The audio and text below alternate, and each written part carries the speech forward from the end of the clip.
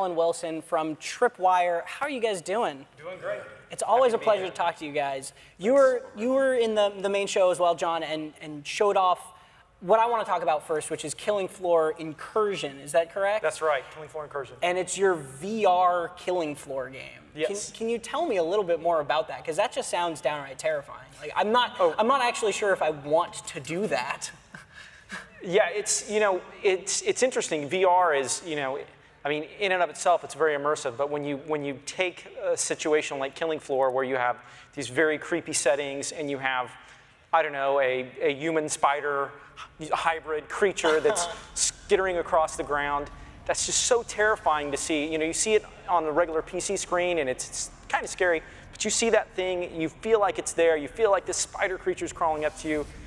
It's just, yeah, it's so scary, but fun.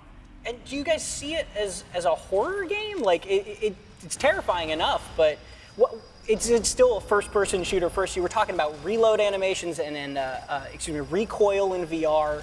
It's a first-person shooter. It's not a horror game. Yeah, it's a VR shooter. So but it's scary. I mean, it is meant to scare you, but not. I mean, there are some jump scares when a monster walks around a corner. That you don't usually get in a first-person shooter. It's like because you're constantly panning your mouse around so fast, but in VR, you're looking this direction and you turn around and there's a monster right here. So how do you guys handle movement? Because that's a big question in VR FPS games, right? Is a lot of people do the teleportation. Some people just make it stationary. What do you guys go with? Yeah, so we looked at a lot of different things. Well, first we just tried let's just let the player move around in the standard way, and that resulted in a lot of turned stomachs and vomiting. So that didn't work.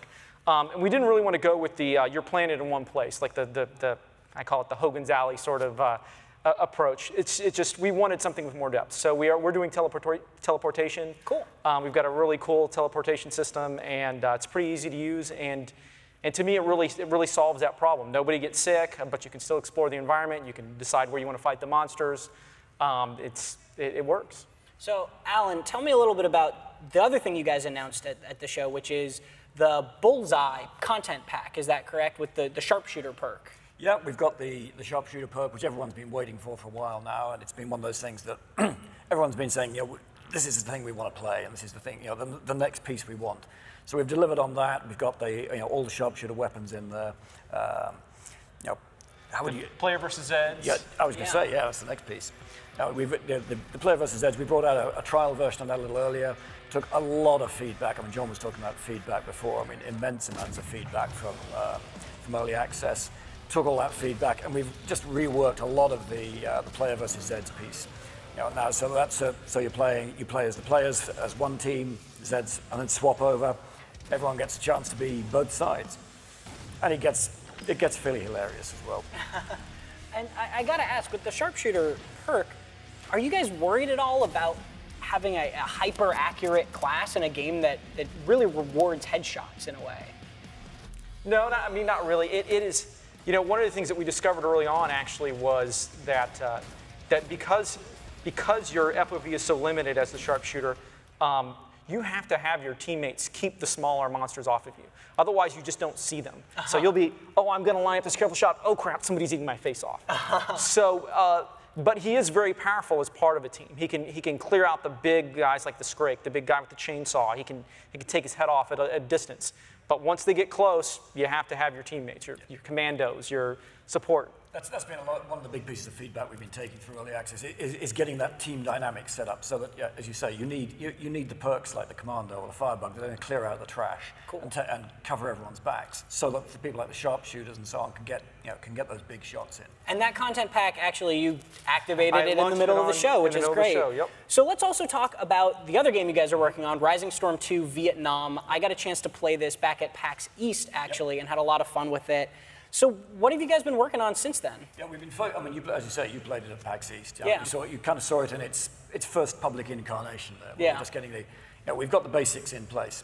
What we've been working on a lot now is all those infantry mechanics. We've been looking at and the asymmetry, particularly with things like giving the Americans all the really big, powerful stuff. Everything up to, I mean, you didn't get a chance to use it, but all the way up to napalm and serious bomber strikes and all that stuff going on. And then with the Vietnamese side, looking at how are we actually going to work on things like tripwires and mines and little traps and all these things. How are those going to work? And because one of the things is we always want players to have a counter to everything that's going on, so long as you remember to use it, so long as you're thinking. So that we're just trying out now the mechanics where some of the Americans, like a scout or a point man, may be able to find these traps. So everyone doesn't just step on them. Because if all you do is plant a bunch of traps and people step on them, it's going to get a little repetitive. So you need those counters to them. We always want people to have the opportunity to counter something that's happening, to think about what move they're going to make next. I imagine it's kind of difficult to balance a trip mine with napalm, but I believe you guys can do it. So the main thing I want to know is when do you think people can get their hands on it? Okay. We're actually running just the very first alpha at the moment with a few people in it. One of the things we want to do with this one, because we've tried so many different ways over the years of getting everyone involved in the game as it's developed. We've gone with big beta programs in some games, with early access with Killing Floor 2. What we want to do with Vietnam is we want to focus on, again, keep it very focused, because one of the key lessons we learned with Killing Floor 2 is you just get this wall of feedback, which is amazing, but coping with it can be really hard. So with Vietnam, we're going to go through, little alpha, some slightly bigger alphas, up to betas, probably, starting to open it up around August, September time this year. So more and more people will be able to get their hands on it. Cool. We want to get it really focused. Great. And get real quality feedback back. Well, I'm looking forward to it. Thank you very much to both of you for joining me. It's a pleasure. Yeah.